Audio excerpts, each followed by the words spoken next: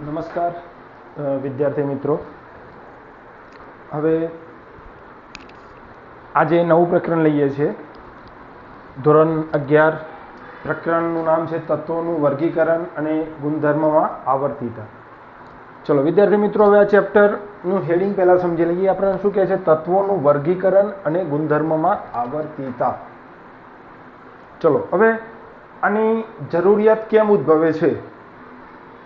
બરાબર, તત્વોનું વર્ગીકરણ અને આવર્તિતા કેમ જરૂરિયાત ઉદ્ભવે છે? તો આપણને ખ્યાલ છે કે એક જનરલી ઉદાહરણ આપીએ. દાખલા તરીકે આપણો રાષ્ટ્રીય તહેવાર 15 ઓગસ્ટ અથવા 26 જાન્યુઆરીએ આપણે સ્કૂલની પરેડમાં જ્યારે ભેગા થઈએ છીએ ત્યારે આપણની શાળામાં આપણી ગોઠવણી આપણા ક્લાસ ટીચર કઈ રીતે કરશે કે દાખલા તરીકે 11 અના વિદ્યાર્થી આ લાઇનમાં, 11 બના વિદ્યાર્થી આ લાઇનમાં, ક્લાસ વાઇઝ એનું ડિસ્ટ્રીબ્યુશન કરશે. પછી બીજું ડિસ્ટ્રીબ્યુશન એ રીતે કરશે કે ઓછી હાઇટવાળા દરેક વર્ગના વિદ્યાર્થી આગળ, એનાથી વધારે હાઇટવાળા પાછળ, એ રીતે ગોઠવશે. હવે ચોક્કસ આ રીતે આ વિદ્યાર્થીઓની ગોઠવણીની વાત થઈ. હવે આધુનિક આવર્ત કોષ્ટકમાં તત્વોના ગોઠવણીની અને આવર્તિતાની આ ચેપ્ટરમાં અહીંયા સમજૂતી આપવામાં આવી છે. ચલો આજે કયા મુદ્દા જોવાના છે? તો આજે આપણે આ બે મુદ્દા જોઈશું. તમારે પાઠ્યપુસ્તક પણ જોડે રાખવાનું, એના મુદ્દા હું અહીંયા સમજાવીશ, તમારે આટલી નોટ કરવાની અને પાઠ્યપુસ્તકની અંદર અંડરલાઇન કરજો. શરૂઆતના આ બે મુદ્દા આપણે સમજીએ છીએ આજે. તત્વોનું વર્ગીકરણની આવશ્યકતા કેમ ઊભી થઈ, અને બીજો મુદ્દો છે આવર્તી વર્ગીકરણની ઉત્પત્તિ. બરાબર, વર્ગીકરણની ઉત્પત્તિ અને પહેલું આવશ્યકતા કેમ ઊભી થઈ, તો એનો ઇતિહાસ છે. હવે જો તમને એવું થાય કે સાહેબ અમારા સાલો યાદ રાખવાની છે, બરાબર, તો બહુ સાલ યાદ નથી રાખવાની, 2 કે 3 છે. એ કેમ? તો આપણને થોડો ખ્યાલ આવે કે ભાઈ ઈસવીસન 1800માં માત્ર કેટલા તત્વો શોધાયેલા હતા? 31. પછી 65માં કેટલા તત્વો શોધાયા? 63 તત્વો. બરાબર, આટલા તત્વો જાણીતા હતા. ચલો હવે એક વસ્તુ ક્લિયર થઈ જઈએ કે આપણે શું ભણી રહ્યા છીએ? આધુનિક આવર્ત કોષ્ટકનો ઇતિહાસ. શું ભણી રહ્યા છીએ? આધુનિક આવર્ત કોષ્ટકનો ઇતિહાસ. હવે એ પહેલાં તમારે શું કરવાનું? બુકમાં આધુનિક આવર્ત કોષ્ટક તમને આપેલું છે, એટલે તમારે બુકની અંદર એ આધુનિક આવર્ત કોષ્ટક પહેલાં જોવાનું. હવે એ તો લેટેસ્ટ વસ્તુ છે, હાલની વસ્તુ છે. હવે આના પહેલાં આવર્ત કોષ્ટકનો ઇતિહાસ એટલે અત્યારનું જે શોધાયેલું છે, તો એના માટે વૈજ્ઞાનિકોએ કેવા પ્રયત્નો કર્યા હતા? શરૂઆતમાં આના પહેલાં કેવું હતું, એના પહેલાં કેવું હતું, બરાબર? તો એ વસ્તુ સમજવાની છે. પણ સૌ પ્રથમ આધુનિક આવર્ત કોષ્ટક અત્યારે હાલમાં છે, સાચું છે, બરાબર, અને અત્યારની હાલની પરિસ્થિતિમાં આપણું એ જ વેલિડ છે. પણ આપણે શું ભણી રહ્યા છીએ આ ટોપિકની અંદર? એનો ઇતિહાસ ભણી રહ્યા છીએ. તો આપણે જોઈશું કે 1800માં કેટલા તત્વો હતા? માત્ર 31 તત્વો જાણીતા હતા. 1865માં કેટલા તત્વો થયા? એનાથી ડબલ થઈ ગયા. અને હાલમાં આપણને ખ્યાલ છે, આવર્ત કોષ્ટક જોઈશું તો 114 કરતાં વધુ તત્વો છે. આમાંના જે પાછળના જે 114ની આસપાસના તત્વો છે, એમાંથી કેટલાક માનવ સર્જિત હતા, સંશ્લેષિત હતા, અને આગળ હજુ જગ્યા ખાલી જ રાખી છે. 114થી કમ્પ્લીટ કર્યો નથી.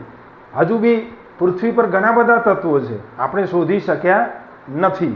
બરાબર, આપણે તો માત્ર શોધીએ છીએ, પણ આ નિર્માણ કોણે કર્યું છે? જરા વિચારજો. આ તત્વો આપણે 114 સુધી પહોંચી શક્યા છે.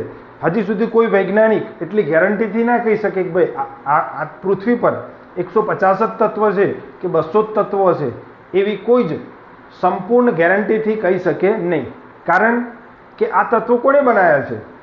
તો છે કુદરતમાં કંઈક એક તત્વ, બરાબર, જેને આપણે માનીએ છીએ કે ભાઈ આ તત્વ છે, કે કંઈક એવું છે કે જેને આટલા બધા તત્વો બનાવ્યા છે. આપણે તો માત્ર એ જેને આ કુદરતના તત્વો બનાવ્યા છે આપણે શોધવાનું કાર્ય કરીએ છીએ. અને જો શોધવામાં આપણને આટલો આનંદ હશે, તો જેને બનાવ્યા છે, બરાબર, આપણે કોઈ તત્વ બનાવી શકતા નથી. બરાબર, તો હવે સમજીશું કે આનાથી બી વધુ છે. 114 નથી એક્ઝેક્ટ. હવે તત્વોની સંખ્યા વધુ હોવાથી તેમનો વ્યક્તિગત અને રાસાયણિક ગુણધર્મોનો અભ્યાસ ઘણો મુશ્કેલ છે. હવે શરૂઆતમાં 31 હતા, પછી 1865માં 63 તત્વો શોધાયા.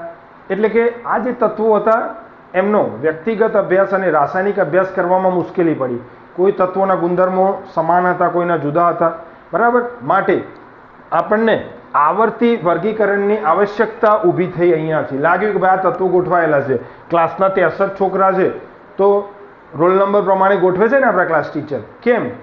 તો એ રોલ નંબર પ્રમાણે ગોઠવે છે તો જેથી કરીને એમને કોઈ દિવસ કોઈ કામ હોય તો કહી શકાય કે ભાઈ રોલ નંબર 1 થી 10, પછી આજે 11 થી 20, બરાબર, કાલે 21 થી 30, એમ રોલ નંબર પ્રમાણે ડિસ્ટ્રીબ્યુશન કરે તો એમને એ વિદ્યાર્થીઓ જોડે હોમવર્કનું કામ લેવું હોય તો પણ લઈ શકે. તો એ રીતે આ તત્વોની વાત છે.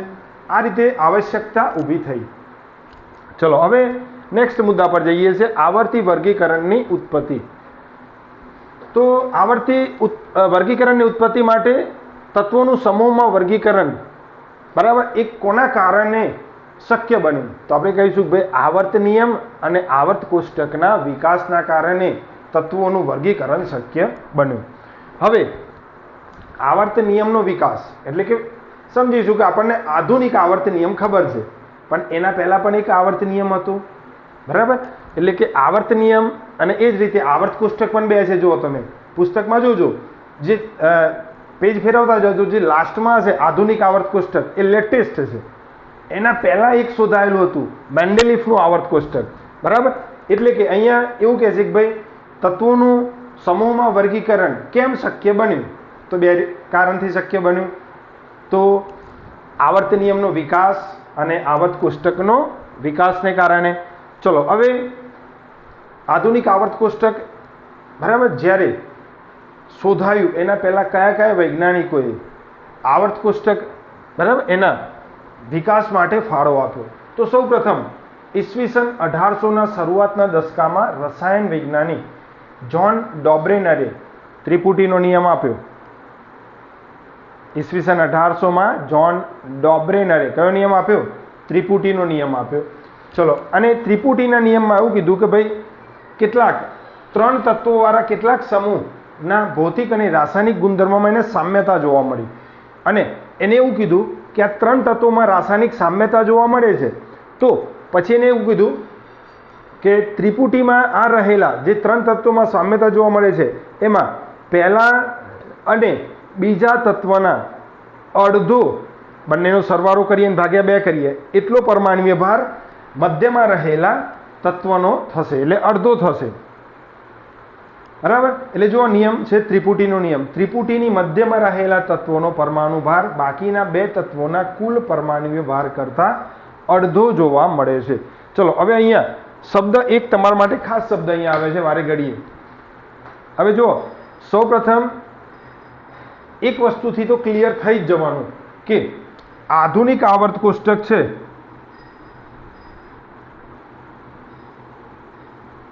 આધુનિક આવર્ત કોષ્ટક છે એ શાના આધારે રચાયો છે? તો તમે કહેશો કે ભાઈ પરમાણુ ક્રમાંક. આ ખાસ યાદ રાખવાનું કે આધુનિક આવર્ત કોષ્ટક એ તત્વોના પરમાણુય ક્રમાંકને આધારે રચાયેલો છે. પણ એ પહેલનો ઇતિહાસ તમે જોશો તો ખ્યાલ આવશે કે ભાઈ જ્હોન ડોબ્રેનરે ઈસવીસન 1800માં ત્રિપુટીનો નિયમ આપ્યા અને એને શું કર્યું? તત્વોને તેમના પરમાણુય ભારના, બરાબર, આધારે એને ગોઠવણી કરી અને જે 3 તત્વો હતા એના ભૌતિક અને રાસાયણિક ગુણધર્મમાં સામ્યતા જોવા મળતી હતી એના આધારે એને ત્રિપુટીનો નિયમ આપ્યો. એને એવું કીધું કે ત્રિપુટીમાં મધ્યમાં રહેલા તત્વનો પરમાણુય ભાર પ્રથમ અને ત્રીજા તત્વના અડધો, એનાથી અડધા જેટલો થાય છે. જુઓ આ ત્રિપુટીમાં 3 તત્વો છે, લિથિયમ, સોડિયમ અને પોટેશિયમ. અહીંયા સમજી લો કે દાખલા તરીકે સોડિયમનો તમને પરમાણુય ભાર ખબર નથી. હવે આમાં ખાસ સમજો, મેં પરમાણુ ભારના નીચે અંડરલાઈન કરી છે. આ ત્રિપુટીનો નિયમ પરમાણુ ભારના આધારે રચાયેલો હતો, બરાબર. હવે પરમાણુ ભાર ને પરમાણુ ક્રમાંક શું છે તમને ક્લિયર જ છે મગજમાં. ચલો એક ઉદાહરણ લખું. દાખલા તરીકે હું લખું કે સોડિયમ 1123. તો આનો મતલબ શું થયો? ઘણા બધા વિદ્યાર્થીઓને પ્રકરણ 2 માં આવી ગયેલું છે, ખ્યાલ જ હશે, પણ જેને ખ્યાલ ના હોય એકવાર સમજી લેજો. આ સોડિયમ પરમાણુની સંજ્ઞા થઈ. આ 11 શું કહેવાય? એનો પરમાણુ ક્રમાંક. અને 23 શું કહેવાય? આ 23 એનો પરમાણ્વીય ભાર કહીએ છીએ. એટલે શરૂઆતમાં આવર્ત કોષ્ટકના વર્ગીકરણમાં તત્વોનું વર્ગીકરણ કોના આધારે કર્યું? પરમાણ્વીય ભારના આધારે. અને એના માટે ઈસવીસન 1800માં ડોબ્રેનરે ત્રિપુટીનો નિયમ આપ્યો અને એને એવું કીધું કે ત્રિપુટીની મધ્યમાં રહેલા તત્વોનો પરમાણ્વીય ભાર પ્રથમ અને ત્રીજા તત્વના પરમાણ્વીય ભારના સરવાળાના અડધો થાય. એટલે કે ચલો પહેલું તત્વ કયું છે? લિથિયમ. એનો પરમાણ્વીય ભાર કેટલો? 7. પોટેશિયમનો પરમાણ્વીય ભાર કેટલો? અહીંયા પોટેશિયમ છે. પોટેશિયમનો પરમાણ્વીય ભાર કેટલો? 39. ચલો હવે તમે કહેશો કે 39 + 7 કેટલા થાય? 46. તો સોડિયમનો પરમાણ્વીય ભાર કેટલો થાય? પહેલા અને છેલ્લા તત્વના અથવા પહેલા અને ત્રિપુટીના 3 તત્વો છે. આ ત્રિપુટીના 3 તત્વોની અંદર પહેલા અને ત્રીજા તત્વના સરવાળાનો અડધો કરો. 39 + 7 46 / 2 23 100. ચલો એ જ રીતે કેલ્શિયમ, સ્ટ્રોન્શિયમ અને બેરિયમ આ પણ ત્રિપુટી, આમાં ગુણધર્મોમાં સામ્યતા છે. અને એના આધારે એવું કીધું કે પહેલો અને છેલ્લા તત્વનો પરમાણ્વીય ભારના સરવાળાના અડધું. બરાબર? તો 139 અરે 137 + 40 સરવાળો કરીને 2 વડે ભાગો તો 88 જેવું થશે. એ જ રીતે ક્લોરીન, બ્રોમિન અને આયોડિન આમાં પણ ત્રિપુટીનો નિયમ સાચો જોવા મળ્યો. બરાબર? એટલે અહીં જુઓ ત્રિપુટી આખા આવર્ત કોષ્ટક માટે બધી જગ્યાએ સાચી જોવા મળતી નથી. અહીંયા 2 કે 3 ત્રિપુટી જોવા મળે છે. એક ત્રિપુટી લિથિયમ, સોડિયમ, પોટેશિયમ, બીજી ત્રિપુટી છે કેલ્શિયમ, સ્ટ્રોન્શિયમ અને બેરિયમ, અને ત્રીજી ત્રિપુટી છે ક્લોરીન, બ્રોમિન અને આયોડિન. ચલો હવે આ ખૂબ જ ઓછા તત્વો માટે આ નિયમ સાચો જોવા મળ્યો. બધી જગ્યાએ આ ત્રિપુટી સાચી જોવા મળી નહીં. અને આને આધારે બરાબર આને એક સંયોગ ગણ્યો અને સંયોગ ગણીને નામંજૂર કરવામાં આવ્યું કે ભાઈ આ એક સંયોગ કહેવાય. દાખલા તરીકે આપણે ઘણી વખત એવું કહીએ છીએ ને કે ભાઈ બિલાડી આગળ થઈને નીકળી ગઈ હોય તો થોડી વાર રોકાઈ જવું જોઈએ. આ અંધશ્રદ્ધા કહો કે સંયોગ ગણો. કેમ? તો કોઈને ભૂતકાળમાં એવું કદાચ બન્યું હોય કે એને કદાચ જતું હોય ને બિલાડી નીકળી ગયું હોય અને એને ના બનવાનું હોય કદાચ બની ગયું હોય એવું કંઈ, તો એ એવું કે ભાઈ આ બિલાડી નીકળી એટલે જ મારે આવું બન્યું. બરાબર? એ તો શું કહેવાય? સંયોગ. આપણે નથી કહેતા કે ભાઈ કાગનું બેસવું ડાળનું પડવું. બરાબર? એટલે કોઈ પક્ષી બેસે તો કોઈ ડાળ પડી જાય એવું જરૂરી નથી. કાગડો બેઠો અને ડાળ પડી ગયું તો દરેક કાગડો જે ડાળ પર બેસે ત્યાં ડાળ પડી જ જાય એવું કોઈ જરૂરી નથી. એટલે આને શું ગણ્યું? સંયોગ. ચલો ત્યારબાદ 1800માં પહેલો નિયમ આપ્યો કોને? ડોબ્રેનરે. કયો નિયમ આપ્યો? 3 જ મુદ્દા યાદ રાખવાના છે. જો 1800માં ડોબ્રેનરે કયો નિયમ આપ્યો? ત્રિપુટી. એક ઉદાહરણ યાદ રાખીશું. ચલો ત્યારબાદ ઈસવીસન 1862માં ફ્રેન્ચ ભૂસ્તરશાસ્ત્રી 1862માં ફ્રેન્ચ ભૂસ્તરશાસ્ત્રી શું નામ છે? A.E.B. ધ કાન્કોટોઇસ. A.E.B. ધ કાન્કોટોઇસ એ તત્વોના વર્ગીકરણનો પ્રયત્ન કર્યો અને એને શું કર્યું? તત્વોને નળાકાર કોષ્ટકમાં ગોઠવવાનો પ્રયત્ન કર્યો અને એને નળાકાર કોષ્ટક આપ્યું. પણ આ નિયમ, નળાકાર કોષ્ટકનો નિયમ, કાન્કોટોઇસનો નિયમ પણ કોઈનું વધુ ધ્યાન ખેંચી શક્યો નહીં. ચલો ત્યારબાદ ઈસવીસન 1865માં અંગ્રેજ રસાયણ વૈજ્ઞાનિક જ્હોન ન્યુલેન્ડે અષ્ટકનો નિયમ આપ્યો.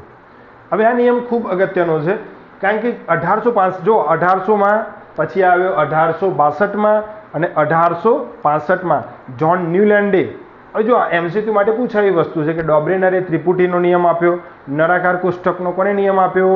તો તમે કહો A.E.B. ધ કાન્કોટોઇસ છે. અને એ જ રીતે જ્હોન ન્યુલેન્ડે કયો નિયમ આપ્યો?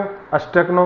તમારા જોડે જે પુસ્તક છે એમાં જે મેં અંડરલાઇન કરી છે તમે અંડરલાઇન કરજો એટલે તમને ખ્યાલ આવે કે આ 3 વૈજ્ઞાનિકોએ આવર્ત કોષ્ટકના વિકાસમાં શું ફાળો આપ્યો? તો નિયમ એક વાક્યમાં કહી શકાય કે જ્હોન ન્યુલેન્ડે શું ફાળો આપ્યો? અષ્ટકનો નિયમ આપ્યો. ચલો અષ્ટકનો નિયમ એવું કેમ કીધું? તો એને એવું કીધું કે તત્વોને પરમાણ્વીય ભારના ચડતા ક્રમમાં ગોઠવ્યા અને નોંધ્યું કે પ્રત્યેક 8મા તત્વનો ગુણધર્મ પ્રથમ તત્વના ગુણધર્મને મળતો આવે છે. એટલે કે એને તત્વોને આ બધા જ આ 3 નિયમ માં તત્વોને કોના આધારે ગોઠવ્યા છે? પરમાણુ ભારના આધારે. તો એ જ રીતે જ્હોન ન્યુલેન્ડે પણ શું કર્યું? તત્વોને પરમાણુ ભારના આધારે ચડતા ક્રમમાં ગોઠવ્યા અને એને જોયું કે 7 તત્વો ગોઠવાઈ જાય, 1 2 3 4 5 6 7, અને 8મું તત્વ જે આવે એના ગુણધર્મ કોને મળતા આવે છે? પહેલા તત્વને મળતા આવે છે. અને આ નિયમ સંગીતના જે 7 સૂર છે, આપણને ખ્યાલ છે, સા, રે, ગ, મ, પ, ધ, ની, આ 7 સૂર. પછી સા રે ગ મ પ ધ ની સા, સા આવ્યો એટલે કે એ પાછો 8મા નંબરનું જે સૂર છે એ કોને મળતો આવે છે? પહેલાના જેવો. તો સંગીતમાં જેવું છે એવું જ તત્વોની ગોઠવણીમાં છે. આવું કોને કીધું? જ્હોન ન્યુલેન્ડે. બરાબર. પરંતુ ન્યુલેન્ડનો આ નિયમ બધા તત્વમાં સાચો જોવા મળ્યો નહીં. અને આ નિયમ માત્ર કેટલા સુધી જોવા મળ્યો સાચો? કેલ્શિયમ સુધીના તત્વ માટે જ સાચો જોવા મળ્યો. તો વિદ્યાર્થી મિત્રો, આધુનિક આવર્ત કોષ્ટકની આવશ્યકતા કેમ ઊભી થઈ? તો કારણ કે ઈસવીસન, તમે કહી શકતો, ફરી વાર હું ઝડપથી આટલો ઇતિહાસ સમજાવી દઉં છું કે કારણ કે ઈસવીસન 1800માં 31 તત્વો શોધાયા હતા. ત્યારબાદ 1865માં કેટલા તત્વો શોધાયા? 63 જેવા. આમ જે તત્વો શોધાતા ગયા એમ એના ગુણધર્મોને આધારે એની વહેંચણી કરવું મુશ્કેલ બન્યું. માટે એનું વર્ગીકરણની આવશ્યકતા ઊભી થઈ. એના પછીનો બીજો મુદ્દો છે આવર્તી વર્ગીકરણની ઉત્પત્તિ. હવે આધુનિક આવર્ત કોષ્ટક છે એ કઈ રીતે બન્યું? એના પહેલા કયો ઇતિહાસ હતો? ઇતિહાસમાં કયા કયા વૈજ્ઞાનિકોએ કેટલા સુધી ફાળો આપ્યો? તો આપણે આ 3નો મુખ્ય ફાળો યાદ રાખીશું કે ઈસવીસન 1800માં ડોબ્રેનરે શું કર્યું? ત્રિપુટીનો નિયમ આપ્યો. ચલો, ત્યારબાદ ઈસવીસન 1862માં AEB ધ કાન્કોટોઇસે કયો નિયમ આપ્યો? નળાકાર કોષ્ટકનો નિયમ આપ્યો. એને તત્વોને નળાકાર પ્રમાણે ગોઠવ્યા. આ પણ બરાબર કેવું થયું? એને કોઈએ ધ્યાન ખેંચી શક્યું નહીં. ત્યારબાદ ઈસવીસન 1865માં અંગ્રેજ રસાયણ વૈજ્ઞાનિક જ્હોન ન્યુલેન્ડે કયો નિયમ આપ્યો? અષ્ટકનો નિયમ. કોને મળતો આવે છે? સંગીતના 7 સૂર પછી 8મો સૂર પ્રથમ સૂર જેવો છે. એ જ રીતે આ પરમાણુ ભારના આધારે જો તત્વોને ગોઠવીએ તો 7 તત્વો ગોઠવાય, પછી 8મું જે તત્વ છે એ પહેલાને મળતું આવે છે. આ સાચું જોવા મળ્યું, પણ કેટલા સુધી? પરમાણુ ક્રમાંક 20 સુધીના તત્વમાં જ સાચું જોવા મળ્યું. બરાબર. એટલે બીજું એક વિદ્યાર્થી મિત્રો, આ 3 વૈજ્ઞાનિકનો ફાળો જરૂરી મુદ્દા અંડરલાઈન કરી દઉં છું. બધું જ વસ્તુ ગોખવું જરૂરી નથી. હું થોડી વાર બરાબર હું હોલ્ટ કરું છું. તમારે શું કરવાનું? એક સ્ક્રીનશોટ લઈ લેવાનો અને પછી નિરાંતે બેસી અને આટલી નોટ કરજો. બરાબર. આટલે સુધી રાખું છું. નમસ્કાર.